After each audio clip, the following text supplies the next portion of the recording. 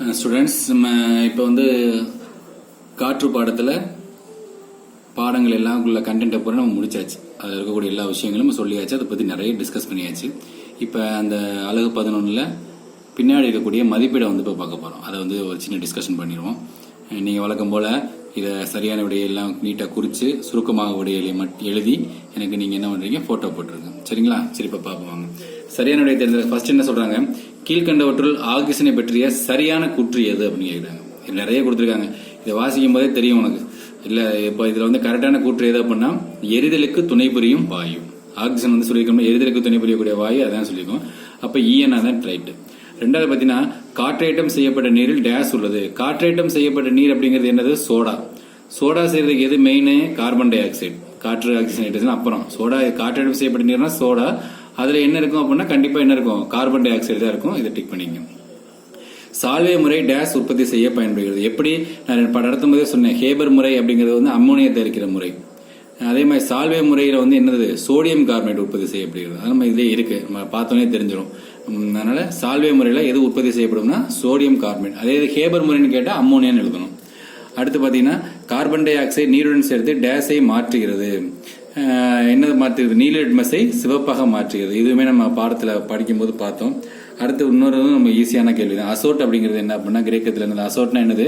Nitrogen. இது வந்து யார் சொன்னா? லவாய்சியர். பார்த்தீங்களா, அசோட்டுங்கிற வார்த்தை யார் சொன்னா? ஆண்டன் லவாய்சியர். பாடம் எடுத்தும் போது சொன்ன ஆண்டன் லவாய்சியர் அசோட்டுங்கிற வார்த்தையை முன்மொழிஞ்சார். அடுத்த கோடிட்டிடங்கள் நிரப்புக பார்த்தீங்கன்னா டேஸ் அத்தியாவசியமான உயிர் எனப்படுகிறது. உயிர் வழி அப்படின்னாலே என்னது? ஆக்சிஜன். உயிர் வழி. அடுத்து நைட்ரஜன் காற்றை விட, நைட்ரஜனோட இயற்பியல் பண்புகள்ல பார்த்தோம், நைட்ரஜன் காற்றை விட என்னது? லேசானது. அடுத்து டேஸ் உரமாக பயன்படுகிறது. இது வந்து எப்படி என்ன வேணாலும் எடுத்துக்கலாம். அம்மோனியா, யூரியா அப்படிலாம் சில பேர் சொல்லலாம். ஆனால் நம்ம இந்த பாடத்தில் என்ன நம்ம பார்த்துருக்கோம்? நைட்ரஜன் பற்றி தான் பார்த்துருக்கோம். Nitrogen, oxygen, carbon di oxide 3 தான் பார்த்துருக்கோம். அந்த 3ல உரமாக பயன்படக்கூடிய எது மெயின் அப்படின்னா மெயின் சோர்ஸ் எதுனா நைட்ரஜன்.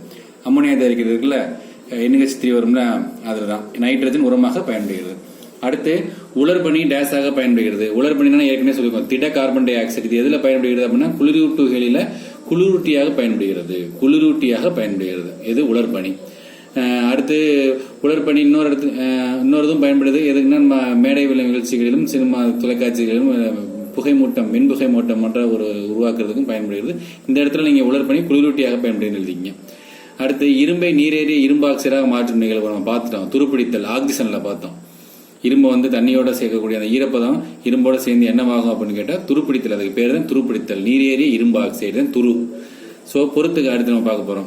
ரொம்ப ஈஸி பொறுத்துக்க, பார்த்தோன்னே தெரிஞ்சிடும். நைட்ரஜன் அப்படின்னா உரம், ஆக்சிஜன் அப்படின்னா என்னது? உயிரினங்களின் சுவாசித்தல், கார்பன் டை ஆக்சைடுனா என்னது? தீயணைப்பான். ஏன்னா அதில் தான் பயன்படுது. உலர்பனி அப்படிங்கிறது என்னது? குளிரூட்டியாக குளிர்பதன பெட்டியில பயன்படுகிறது அப்படின்னு பார்த்தோம். சரி, நெக்ஸ்ட் இப்போ பார்க்க போறது சுருக்கமாக விடையளி. ஃபர்ஸ்ட் ஒன், இயற்கையில் ஆக்சிஜன் காணப்படும் சில சேர்மங்களை எழுதுக. நீங்க என்ன பண்ணீங்கன்னா இதை மட்டும் குறிச்சுக்கலாம். இயற்கையில் தனித்த நிலையில் ஆக்சிஜன் வந்து வளிமண்டலத்தில் காணப்படுகிறது. நீர்ல ஹைட்ரஜனோட சேர்த்து காணப்படுகிறது. இந்த வளிமண்டலம், நீர். அடுத்து இணைந்த நிலையில் வந்து தாவரங்கள் மற்றும் விலங்குகள், அப்புறம் சிலிக்கேட்டுகள், கார்பனேட்டுகள் மற்றும் ஆக்சைடுகளில் உள்ள தாதுக்கள். இதெல்லாம் நீங்க என்ன பண்ணிக்கலாம்? இந்த 4 என்ன பண்ணிக்கலாம்? குறிச்சுக்கலாம்.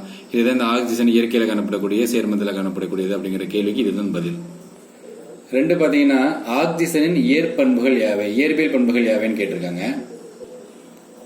இதுல பாத்தீங்கன்னா நிறைய ஒரு 6 பண்பு கொடுத்திருக்காங்க. இது சுருக்கமாக விடையளி அப்படிங்கறதுனால நீங்க இந்த 6ல ஏதாவது 3 எழுதினாலும் போதும். நான் இது 3 குறிச்சிருக்கேன். நீங்க இதுல எதுல உங்களுக்கு பிடிச்ச 3 பாயிண்ட் எழுதினா போதும். ஏன்னா இது சுருக்கமாக விடையளிங்கிறதுனால நான் குறிச்சது என்ன பண்ணா, வெப்பத்தையும் மின்சாரத்தையும் கடத்தாது ஆக்சிஜன். ஆக்சிஜன் குளிர்ந்த நீரில் உடனடியாக கரையும், காற்றை விட கனமானது. இந்த 3 பாயிண்டையும் குறிச்சிருக்கேன். நீங்க எது வேணாலும் குறிச்சிக்கலாம். அடுத்து 3 வந்து நைட்ரஜனின் பயன்கள் யாவை அப்படின்னு கேக்குறாங்க. இந்த நைட்ரஜனின் பயன்கள்ல 7 பாயிண்ட் கொடுத்திருக்காங்க. சுருக்கமாக விடையளிங்கிறதுனால 3 பாயிண்ட் எழுதினா போதும். திரவ நைட்ரஜன் குளிர்சாதன பெட்டிகளில் பயன்படுகிறது. இது வாகனங்களின் டயர்களில் நிரப்பப்படுகிறது. அடுத்து வெப்பநிலை மானிகளில் உள்ள பாதரசம் ஆவியாகாமல் தடுக்க பாதரசத்திற்கு மேலுள்ள வெற்றிடத்தை நிரப்ப நைட்ரஜன் பயன்படுகிறது. இதுல நான் இதுல 3 நான் குறிச்சிருக்கேன். உங்களுக்கு எது பிடிக்குதோ, இது படிக்க ஈஸியா இருக்குமோ அதில் நீங்க 3 குறிச்சுக்கலாம். அடுத்து 4th ஒன், அலோகங்களுடன் நைட்ரஜனின் வினையை எழுதுக. அலோகங்களான நைட்ரஜன், ஆக்சிஜன் போன்ற நைட்ரஜன் அதிக வெப்பநிலை வினைபுரிந்து நைட்ரஜன் சேர்மங்களை தருகிறது. ஹேபர் முறையில் அம்மோனியா தருகிற மெத்தட் இந்த இருக்குல்ல. 3H2 plus N2 gives சூடுபடுத்துறோம் என்ன கிடைக்குது 2NH3 அம்மோனியா. இது ரொம்ப முக்கியமான ஈக்குவேஷன், நல்லா படிச்சுக்கங்க. 5 உலக வெப்பமயமாதல் என்றால் என்ன? இருக்குல்ல, வளிமண்டலத்தில் காற்று மாசுபடுத்தின் அளவு தொடர்ந்து அதிகரிப்பதாலும் பசுமையில விளைவு அதிகமாகி புவியின் வாயுமண்டல வெப்பநிலை சராசரியாக உயர்ந்து கொண்டே வருகிறது. இது உலக வெப்பமயமாதல் எனப்படும். உலர்பனி என்பது என்ன? அதன் பயன்களை எழுதுக. 6வது கேள்வி. நம்ம ஏற்கனவே சொன்ன மாதிரி திட கார்பன் டை ஆக்சைடு தான் உலர்பனி கட்டி எனப்படுகிறது. இது குளிர்பதன பெட்டிகளில் குளிரூட்டியாக பயன்படுகிறது. அதுக்கப்புறம் இந்த விரிவாக உடையலி வந்து நீங்க முடிஞ்ச அளவு நீங்க படிக்க ட்ரை பண்ணுங்க. அப்படி இல்லைன்னா நம்ம ஸ்கூல் ஆரம்பிச்சோன்னா நோட்டில் அப்புறம் தனியாக உங்களுக்கு எழுதி போட்டோ போடுறேன். விரிவாக உடையலி பார்க்க வேணாம். சும்மா இப்போ உயர் சிந்தனை வினாக்கள் வந்து ஒரு சின்ன ஒரு குட்டியாக டிஸ்கஷன் பண்ணுவோம். பார்த்தீங்கன்னா இதில் என்ன கேட்டிருக்காங்க? ஃபர்ஸ்ட் கேள்வி, கோடை காலங்களில் சில நேரங்களில் சோடா பாட்டில்களை திறக்கும் பொழுது அவை வெடிப்பது ஏன் அப்படின்னு கேட்குறாங்க. ஏன் வெடிக்குது அப்படின்னா, ஏற்கனவே என்ன சொல்லிங்க, சோடா பாட்டிலில் வந்து உள்ளுக்குள்ள என்ன இருக்கும், அதிக அழுத்தத்தில் கரையப்படுத்தப்பட்டு கார்பன் டை ஆக்சைடு அதிக அழுத்தத்தில் நீரில் கரைஞ்சிருப்பாங்க. இந்த கோடை காலங்களில் என்ன பண்ணணும்னா அவை வெப்பத்தால் விரிவடையும். கோடை காலத்தில் இருக்கக்கூடிய அந்த வாயுக்கள் உள்ள இருக்கக்கூடிய அந்த சோடா நீரில் இருக்கக்கூடிய வாயுக்கள் வெப்பத்தால் விரிவடையும். அந்த வெப்பத்தால் விரிவடையும் பொழுது ஆட்டோமேட்டிக்காக என்ன ஆகும், அழுத்தம் ஏற்படும். அந்த அழுத்தம் ஏற்படும் பொழுது என்ன ஆகும், இவை அந்த வெடிக்கும் போது அதை ஓபன் பண்ணும்போது வெடிக்கிறதுக்கான வாய்ப்புகள் இருக்கு. அடுத்து, இரவு நேரங்களில் மரங்களின் அடியில் படுத்து உறங்குவது ஆரோக்கியத்திற்கு கேடு எனப்படுகிறது. இதன் காரணம் என்ன? சில சமயம் கிராமங்கள்லாம் சொல்லுவாங்க, ராத்திரி நேரத்தில் மரத்து பக்கத்துலாம் படுக்கக்கூடாது, கீழே எல்லாம் போகக்கூடாது, பேய் இருக்கும், பிசாசு இருக்கும் அப்படின்லாம் சொல்லுவாங்க. அது காரணம் என்ன? சயின்ஸ் என்னன்னா தெரிஞ்சிருக்கலாம், நீங்க 6th 7th தெரிஞ்சிருக்கும் அந்த மேட்ரு. பொதுவாக என்ன பண்ணும், மரங்கள் வந்து சுவாசிக்கும் பொழுது என்ன ஆகும், ஆக்சிஜனை உள்ளே இழுத்து கொண்டு கார்பன் டை ஆக்சைடை வெளியில் இட்டுக்கிட்டு இருக்கும். அப்போ என்ன ஆகும், கார்பன் டை ஆக்சைடு, அதாவது சுற்றுப்புறத்தில் இருக்கக்கூடிய ஆக்சிஜன் பூரா அந்த மரத்தில் இருக்கக்கூடிய இலைகள் வந்து வாங்கிக்கிட்டு கார்பன் டை ஆக்சைடை வெளியில விடுறதுனால நீ மரத்து கீழே படுத்தூங்கன்னா உனக்கு சுவாசிக்கிறதுக்கு என்ன கிடைக்காது, ஆக்சிஜன் கிடைக்காது. அப்போ ஆக்சிஜன் கிடைக்காம லைட்டாக மூச்சு திணறல் ஏற்படும். அந்த மூச்சு திணறல் ஏற்படுறத யாராவது உட்காந்து பிடிச்சி அமுக்குற மாதிரியே இருக்கும். அதே பேய் பிடிச்சிருச்சு, பேய் அமுக்குது அப்படின்னு நம்ம சும்மா முன்னோர்கள் சொல்லி வச்சிருக்காங்க. ஆனால் அதுக்கு உண்மை காரணம் இதுதான். அடுத்து பார்த்தீங்கன்னா, மீனே நீரிலிருந்து வெளியே எடுத்தவுடன் இறந்து விடுகிறது ஏன்?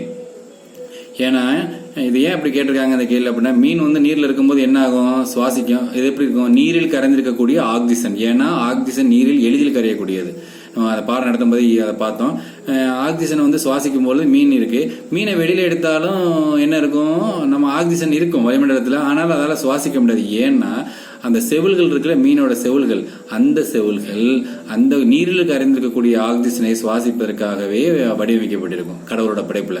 ஸோ அதை தூக்கி நீ வெளில போட்டு ஆக்சிஜன் வெளியில இருக்க சுவாசினா அது என்ன ஆயிரும், செத்து போயிடும். இப்ப நம்மளை தூக்கி உள்ளுக்குள்ள கொண்டு போய் கமாய்க்குள்ள விட்டு அமைக்கி தண்ணிக்குள்ள ஆக்சிஜன் இருக்குல்ல சுவாசி அப்படின்னாலும் நம்மள என்ன பண்ணிடும், நம்மளோட மூக்கமைப்பு சுவாச பாதைகள்லாம் தண்ணிக்குள்ள சுவாசிக்க முடியாது. அப்ப அதான் காரணம், ரீசன் அதான். சரிங்களா? அடுத்து 4வது கேள்வி ரொம்ப சிம்பிளான கேள்வி, அது சிம்பிளா தெரிஞ்சுங்க போதும்.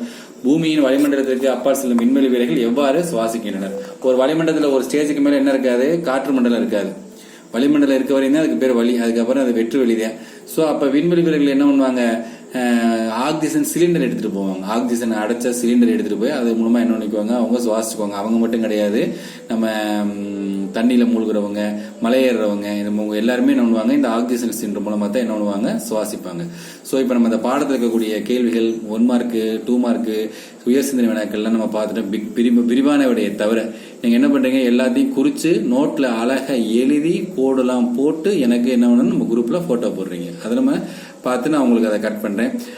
அதுக்கப்புறம் இந்த பாட சம்பந்தமா ஏதாவது இருந்துச்சுன்னா சொல்லுங்க. உங்களுக்கு இனிமேல் நம்ம அடுத்த பாடத்தில் நம்ம சந்திப்போம்.